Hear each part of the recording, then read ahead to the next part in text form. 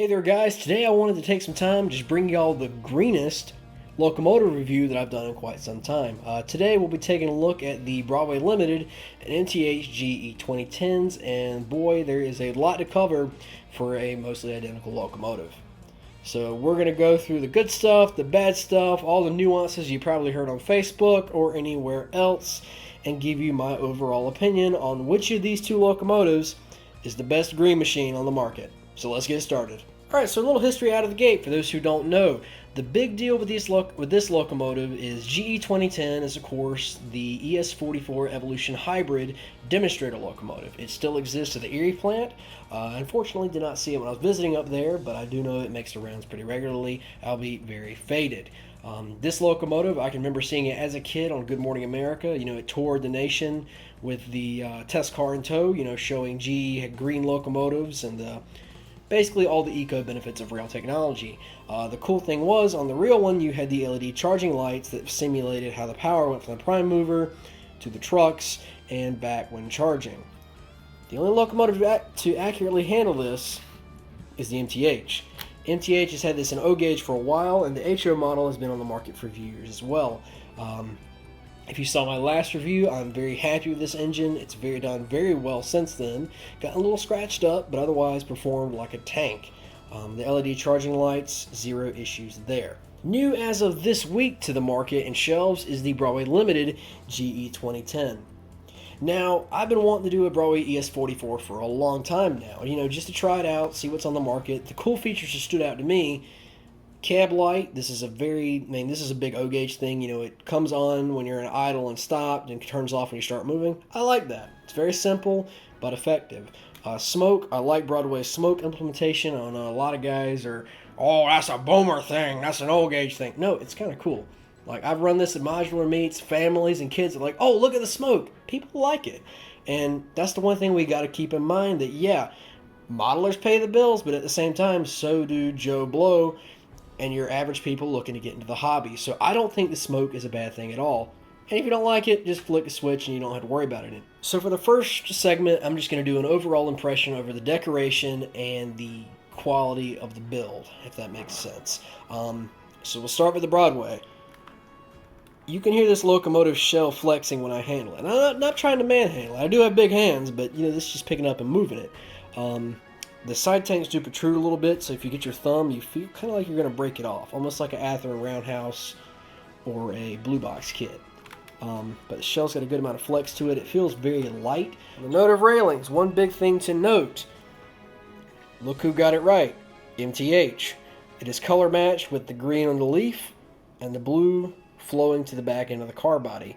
Now, Broadway did get the railings right with the white ends and up to the leaf. Now, I understand why they did it. It's a lot cheaper to make this lime green in one color than spend the extra money, you know, paint this stanchion dark green and the rest of them blue. I get that. Would it have been nice to see? Oh, absolutely, because to me, the aesthetics of this locomotive, the lime green juts out too much. This one, it's clean, it flows.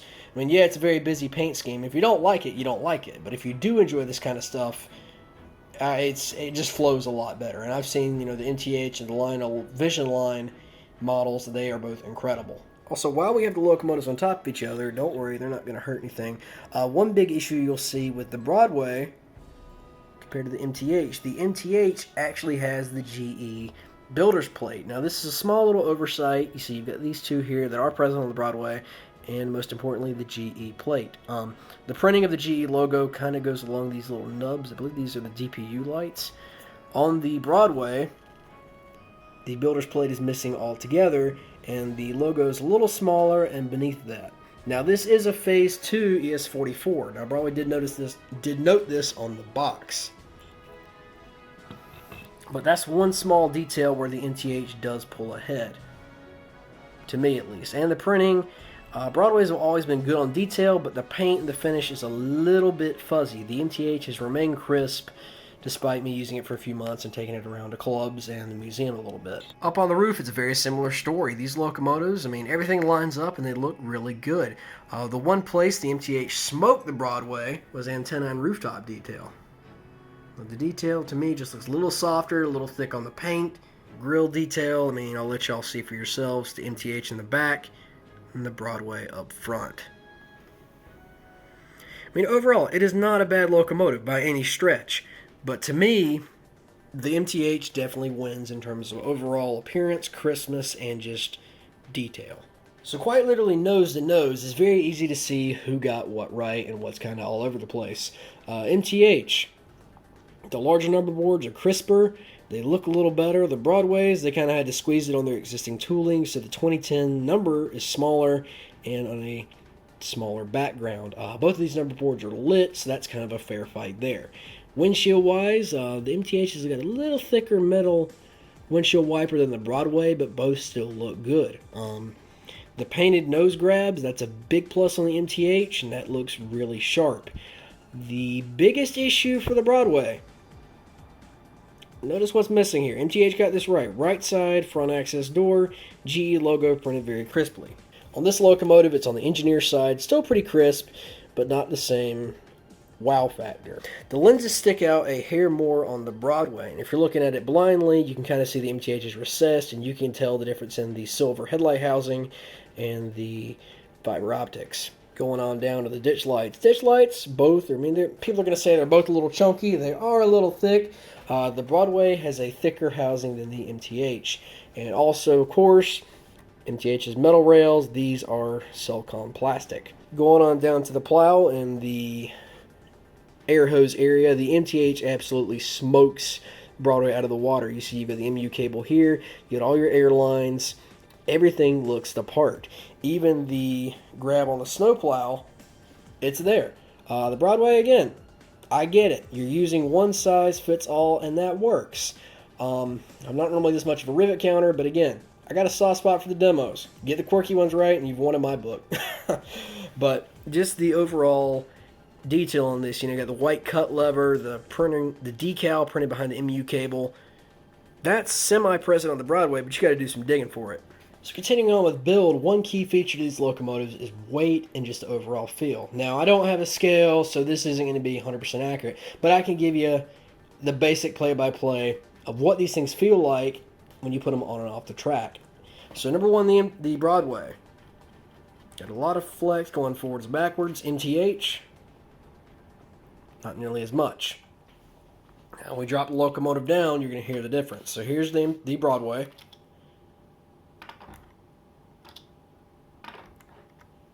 And here's the MTH. Much more oomph when you drop the tank of an MTH on the track. So closing out the detail segment, there's one winner in my eyes. While Broadway did try admirably, MTH takes the cake on detail. With the MTH muted, here's how smooth the drivetrain is even after a couple months of fairly good to hard running. It's been on large modular layouts and smaller clubs.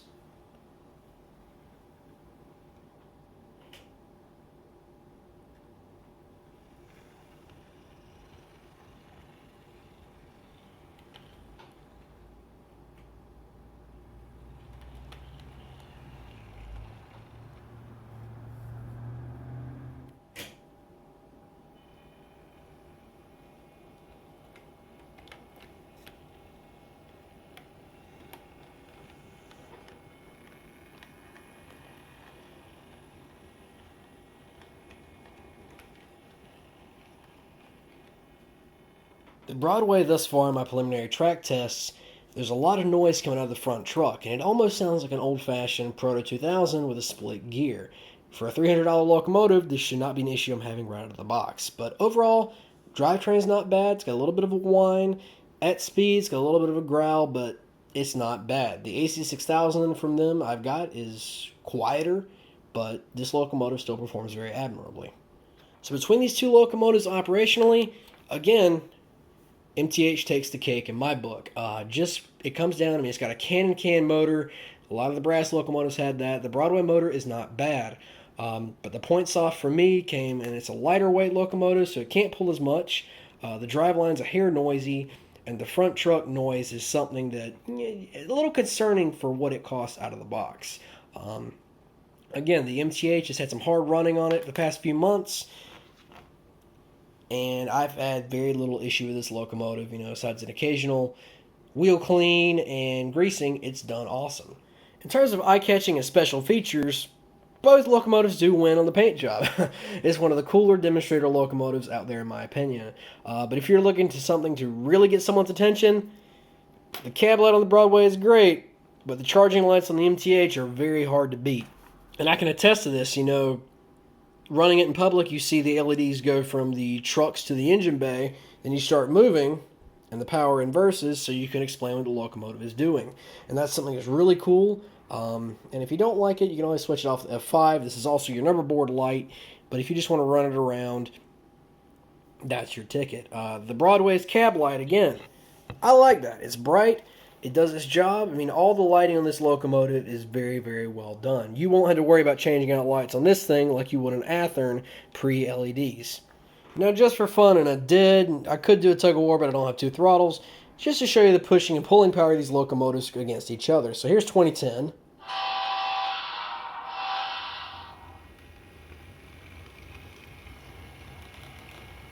Gets about position 3 on my throttle before stalling out. Now we'll try 2010 MTH. This is at 1 on my Digitrack Zephyr.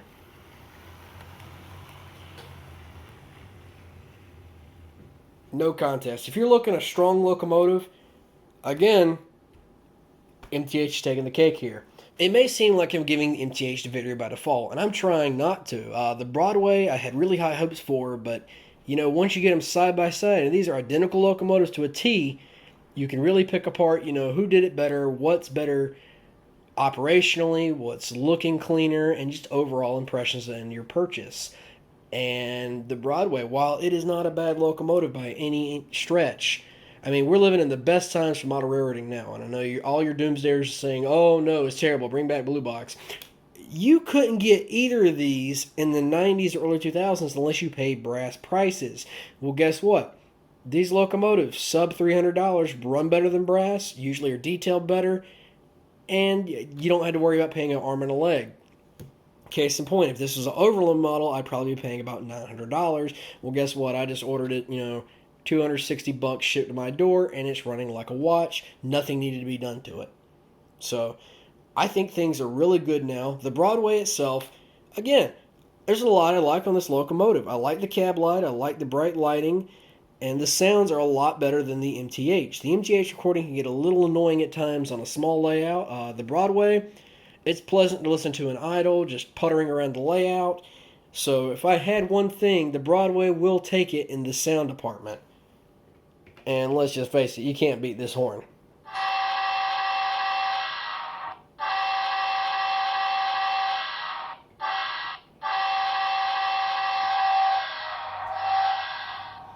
I love lock sound to death, but to me that's the most accurate Jibo horn I've heard in a long time.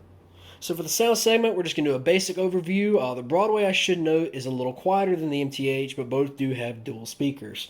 So I'm going to overlay some footage of the locomotive. We're just going to run it back and forth with a horn and bell.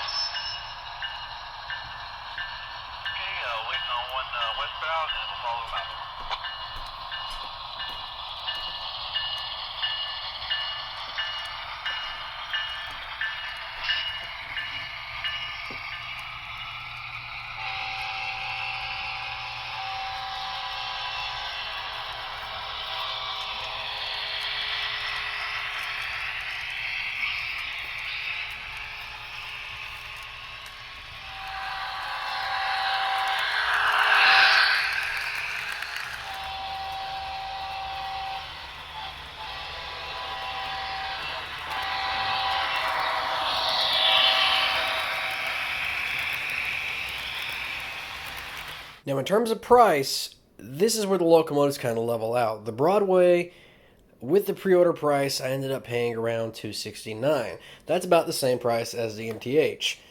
Then you factor in North Carolina sales tax, which added a nice $18 fee to this engine, and shipping. It came right at $300. The MTH, I think I ended up paying ballpark $270. You're looking $30 to $40 savings right there on that locomotive. So price point, it depends on what you can find. I know for a fact these are going to be hitting the Broadway refurb outlet pretty shortly. So you'll probably be able to save a good chunk off of MSRP on a factory refurb. So between these two locomotives, which is the better one? And that question can be answered with only one. And for me, I'm siding on my original, the MTH. And I gave the Broadway, just give it a fair shot. It's not a bad locomotive. I think it's got a lot of good stuff. The detail's fair, but there's a lot of missed opportunities. And, this could have been, if it had matched the MTH to a T and a few other things that have been ironed out, this would have been one incredible locomotive to beat in my book. That said, I'm still going to hold on to it for a little while. I'm going to see what it does, give it a track test for a few months, and just see how it compares.